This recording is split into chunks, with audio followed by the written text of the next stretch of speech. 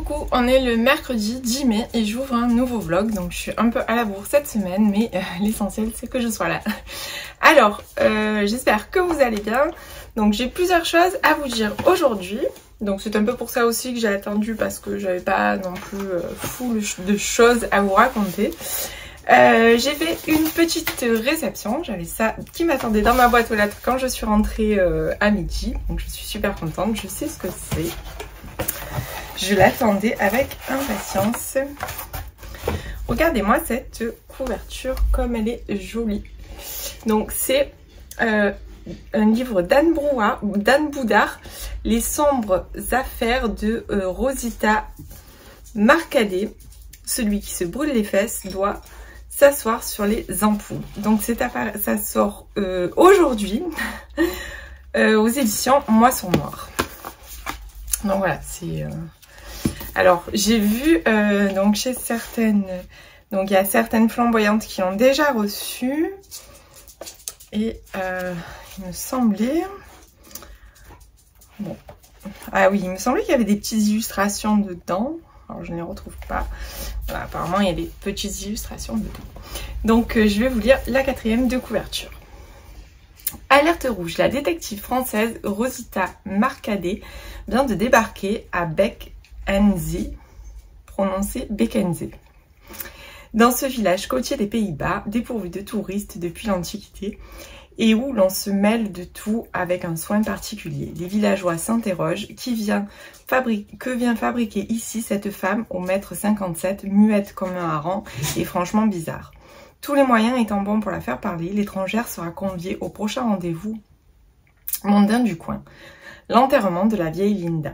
Mais au beau milieu de la cérémonie, un des invités se geste du toit. Un suicide impossible. Le type souffrait d'un vertige d'enfer.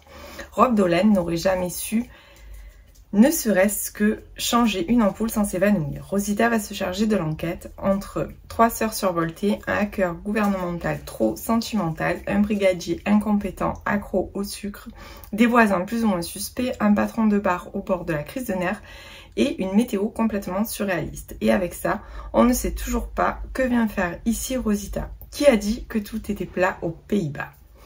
Donc voilà. Vous pouvez désormais le trouver à compter de ce jour en librairie. Moi, ça me tente beaucoup. C'est un petit cozy mystery et j'adore ça. Donc voilà. En plus là, vraiment, je trouve vraiment la couverture, elle est vraiment magnifique. Donc voilà. Bah écoutez, je vous en reparle de toute façon très vite puisque je vais le lire rapidement. Alors ensuite, lundi, j'ai lu Avalanche Hotel de Nico Takian aux éditions Le Livre de Poche. Alors, je vais vous lire la quatrième de couverture.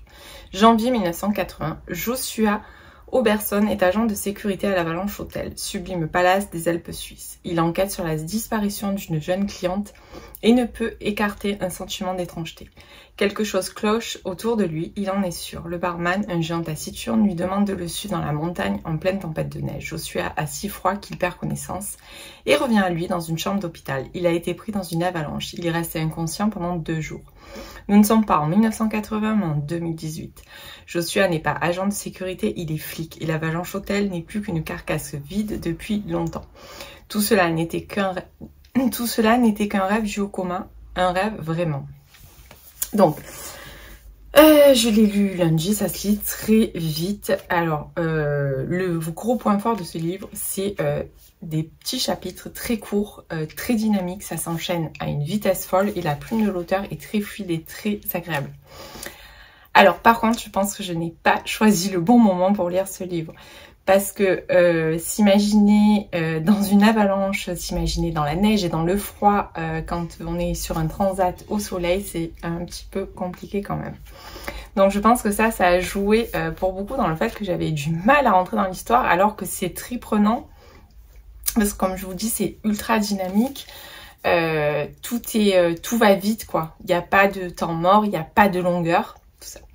Donc, alors... En toute honnêteté, j'ai pas non plus super accroché avec le personnage de Joshua. Alors même si au final son histoire elle était... Après je peux pas trop vous en dire non plus, mais voilà, son histoire était quand même assez sympa parce que lui il enquête donc sur une disparition, Il y a un corps qui est retrouvé donc dans un état, on va dire, quasiment comateux, hein, en hypothermie. Et parallèlement, en fait, il comprend dès le début que c'est lié à cette disparition qui a eu lieu dans les années 80. Le problème, c'est faire le lien entre les deux. Donc c'est comme ça qu'il va remonter l'enquête en fait, parce que pour lui, il se dit qu'il y a forcément un lien entre ce corps qu'on a retrouvé et cette jeune fille qui avait disparu dans les années 80. Alors il y a un gros côté quand même paranormal, et je pense que c'est peut-être ça aussi qui m'a un petit peu bloquée. Après, l'idée est très bonne. Comme je vous dis, c'est ultra dynamique. On sent une grosse inspiration de Stephen King. On sent que l'auteur aime beaucoup Stephen King parce que pour avoir lu Shining il n'y a pas ultra longtemps et pour m'en rappeler quand même très très bien, c'est vrai que l'Avalanche Hotel au final il fait un petit peu penser à ça. Enfin, il fait un peu penser à l'ambiance, hein, ça n'a rien à voir, l'histoire c'est pas du tout la même chose, mais voilà, c'est ce côté un petit peu ambiance. Donc moi je vais poursuivre ma découverte, c'était le premier livre que je lisais de l'auteur, je vais poursuivre la découverte parce que là j'avoue que le dénouement était quand même pas mal, j'avais rien vu venir comme d'habitude, mais je pense que c'est vraiment un problème de saisonnalité et peut-être un peu trop de paranormal qui a fait que j'ai moins accroché alors que j'aurais dû... alors que là je l'ai lu rapidement mais je me sentais pas vraiment dedans, j'arrivais pas à... Je sais pas comment dire, c'est un peu particulier parce que c'est pas un problème, enfin voilà, c'est bien écrit, l'histoire était originale, le dénouement est juste, voilà, on reste un peu scotché, mais moi j'avais un petit problème pour rentrer dans le livre et je pense que ça venait vraiment de ce côté de saisonnalité parce que voilà, la plume de l'auteur est très agréable, ça correspond tout à fait à ce genre de lecture, ça va vite, ça s'enchaîne, c'est ultra dynamique. Donc dans tous les cas, moi je vais me procurer un autre livre de Nico Takian. Et je vous conseille celui-là, mais je vous conseille du coup de le lire quand il fait froid. Voilà. Bon, c'est vrai que normalement, j'accorde pas du tout, à part pour les romans de Noël que je lis vraiment entre novembre et décembre, mais sinon, le reste de l'année, j'ai jamais trop fait attention à ce que je lisais, si ça correspondait aux saisons. Alors après, c'est vrai que par exemple, l'été, souvent, j'aime beaucoup lire les sagas familiales, parce que je trouve que je sais pas, ça me fait penser aux vacances. Mais bon, voilà, après, c'est des petites habitudes un peu bizarres. Sinon, hier soir, j'ai commencé Toutes les vies d'Alice de Lucie Castel, paru aux éditions Charleston, il me semble, au mois de mars. Mars ou avril, je sais pas. Fin mars, début avril, par là. Donc j'ai quand même pas mal avancé hier soir, j'ai lu un peu plus de la moitié et j'adore. Vraiment, je suis totalement emportée dans cette histoire. Alors j'avais vu des retours, alors j'ai vu des super retours et puis j'ai vu aussi des retours de gens qui disaient que la première partie était un petit peu longue, qu'ils avaient du mal à rentrer dedans. Alors moi j'ai pas du tout eu cette sensation, alors peut-être on ne lit pas le même livre, je ne sais pas. Moi une chose est sûre, c'est que j'ai été embarquée et happée dès les premières pages. Je ne connaissais pas du tout l'auteur, c'est le premier livre que je lis de Lucie Castel et j'aime beaucoup sa plume en fait qui... je sais pas, c'est très dynamique là aussi. Les chapitres sont pas très longs non plus, on va dire. C'est voilà, pour ce genre de roman, c'est pas des... C'est exactement ce que j'aime parce que moi j'ai beaucoup de mal, je sais pas si je vous l'ai déjà dit, mais quand je lis en fait j'ai beaucoup de mal avec les chapitres très très longs. Alors pourquoi? Parce que j'ai un problème de concentration et que j'aime bien faire des pauses et que souvent je fais une pause à la fin d'un chapitre pour regarder mon téléphone ou pour faire je ne sais quoi. Et du coup, quand les chapitres sont longs, des fois je suis là, je compte et je me dis fou encore tout ça. Bon enfin, voilà. Donc là en fait c'est une histoire familiale, mais on a un petit peu l'impression d'être dans un thriller psychologique quelque part parce qu'on sent qu'il va y avoir, la psychologie des personnages est très travaillée et j'ai la sensation qu'on va découvrir des choses assez lourdes quand même sur le passé. Donc c'est deux sœurs, Charline et Sarah, elles sont complètement différentes, elles ne se sont plus vues depuis des années. Donc Charline est restée dans sa région d'origine comment ça s'appelle, je perds mes mots, je suis à Aigues-Mortes et Sarah elle est partie sur Lyon, elle est mariée. Alors il y a un petit truc chez Sarah, Sarah a l'air vraiment d'être psychorigide, c'est-à-dire tout est bien rangé, tout est millimétré, elle adore les to-do list. Et Sarah se bat pour être maman. Sarah est en plein... Ça fait 10 ans que Sarah fait des FIV et a des traitements hormonaux pour arriver à tomber enceinte et surtout à garder ce bébé. Et ça lui tape un petit peu quand même sur le système. Et elle a apparemment coupé avec sa famille. Alors on ne sait pas vraiment pourquoi pour l'instant. De toute façon je ne vous le dirai pas parce que je ne vais pas vous dévoiler toute l'histoire.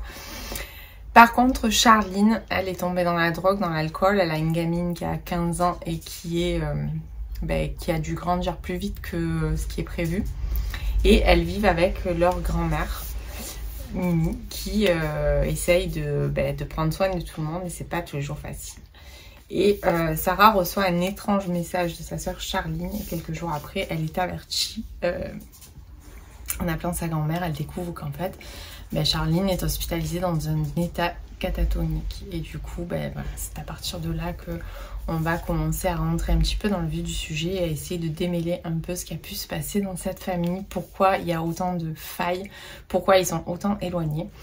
Et je vous en reparlerai parce que au final, là je n'ai lu que la moitié. Et du coup, c'est vrai que c'est pas forcément évident de donner un avis global. Mais pour l'instant, je peux vous dire que je l'ai adoré puisque je l'ai commencé hier soir.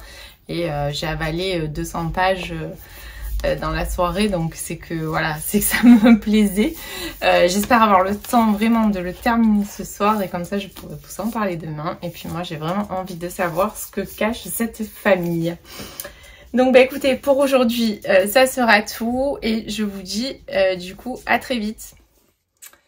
Et coucou, je vous reprends, on est le dimanche 14 mai, j'espère que vous allez bien. Je n'ai pas eu le temps de vous reprendre avant cette semaine, j'ai pas été très active, je trouve, alors nulle part, hein, parce que voilà, j'étais un peu fatiguée.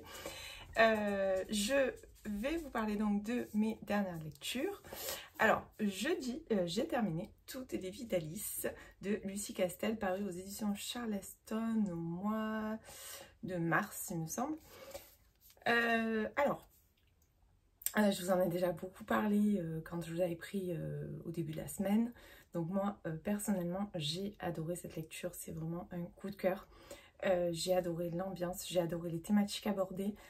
Parfois, on se croirait dans un thriller psychologique. Je trouve que vraiment, Lucie Castel a vraiment réussi ce roman. Alors, je ne sais pas, moi, il m'a vraiment plu énormément.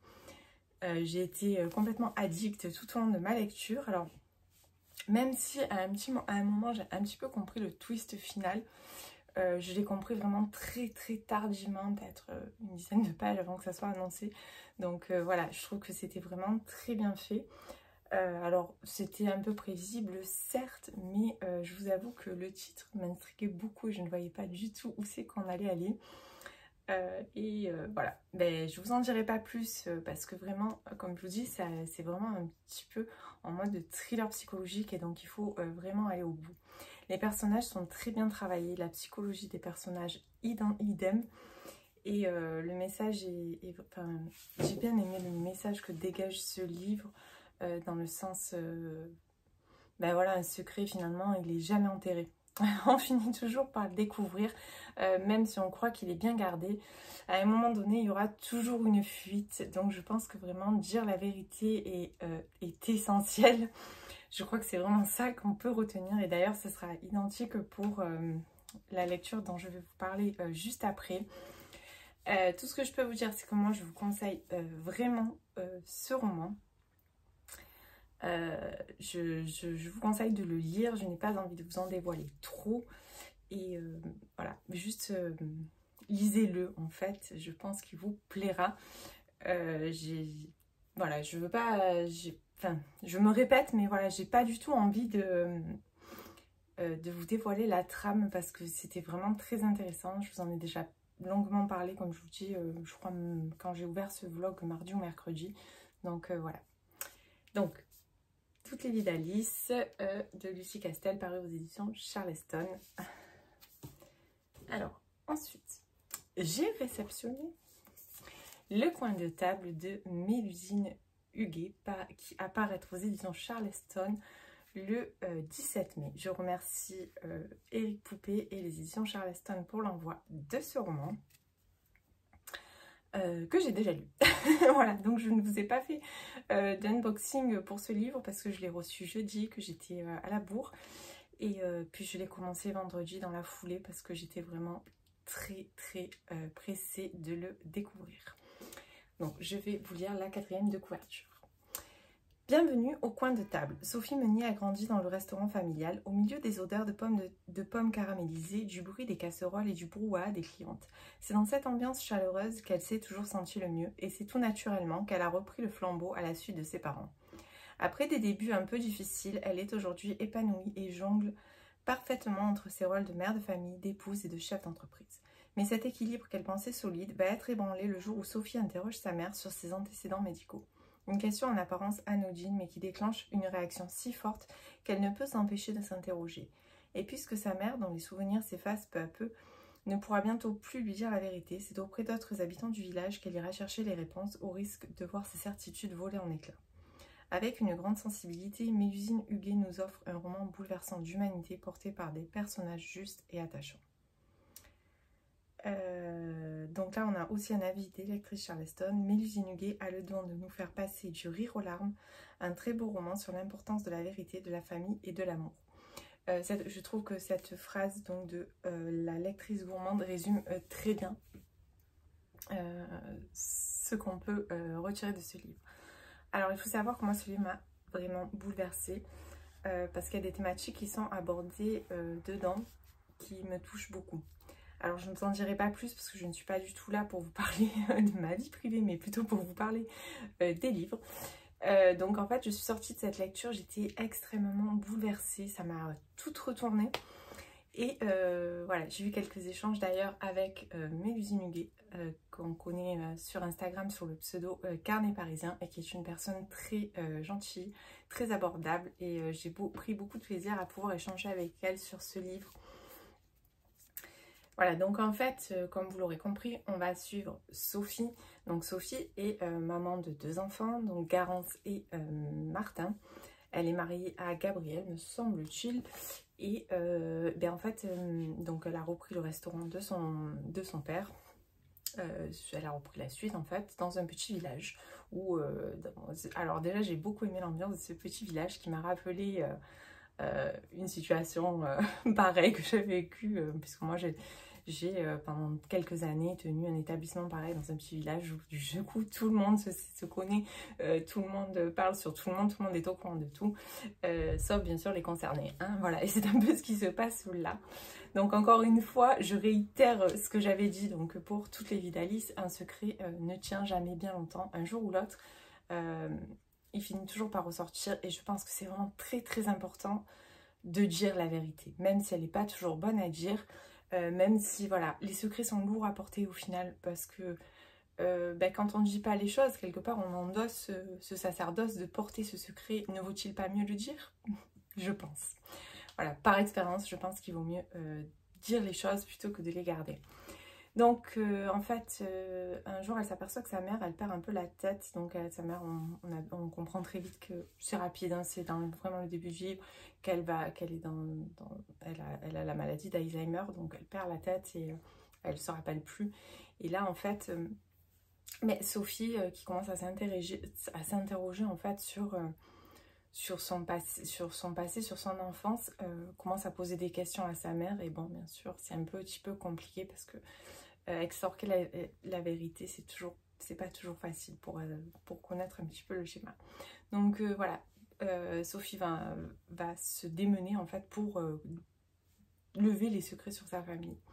Je ne vous dirai pas de quel secret il s'agit, bien évidemment, parce que pour ça, il faudra lire Le coin de table. Voilà, donc moi, tout ce que je peux vous dire, c'est que ce roman, je suis tellement heureuse de l'avoir lu en avant-première. J'ai passé un très bon moment. Je suis vraiment pas loin du coup de cœur parce que, après, le problème, c'est que ça m'a beaucoup remué. Donc, je suis pas très objective à l'heure d'aujourd'hui.